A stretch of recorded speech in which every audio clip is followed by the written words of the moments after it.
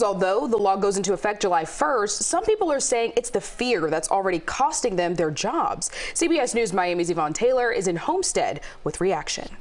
Agricultural fields here in Homestead are not necessarily associated to construction sites, but this is where we found a man who says that the new immigration law, which has not gone into effect, has already changed his life. Meet Pedro Marcos. He says he is surviving. Todo el trabajo en la construcción está parado por ahora. All the construction work stopped, at least where I worked in Miami, said Pedro Marcos from Guatemala. He now works temporarily at nurseries in Homestead.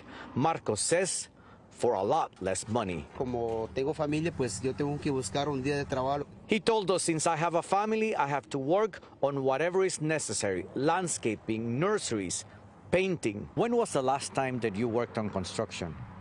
Bueno, últimamente hace como 15 días. It was about 15 days that I stopped working on construction after Governor Ron DeSantis signed the immigration bill. Marcos told me that some of the people who would hire him got scared and allegedly told him and other workers not to come back. The new immigration law signed by Governor Ron DeSantis, which goes into effect July 1st, requires private employers with 25 or more employees to confirm workers' immigration status through a system known as E-Verify. Employers who fail to do that would be subject to audits and face fines of up to $1,000 if found to have violated the law. Over the weekend, many like Marcos marched at Homestead City Hall. They said they want to be visible. Some brought their children. Kids born in the U.S., Marcos said 2 of his co-workers left Florida. Are you planning to stay in Florida, or are you among the ones who said, I'm going to leave the state of Florida because of what's happening? Bueno, en realidad. The truth, I'm not planning to leave. I'm going to stay. I just want politicians to understand us.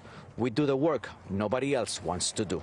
Another aspect of this new law is that as of July 1st, anybody who transport an undocumented person from another state into Florida will be committing a felony and will face charges of human trafficking.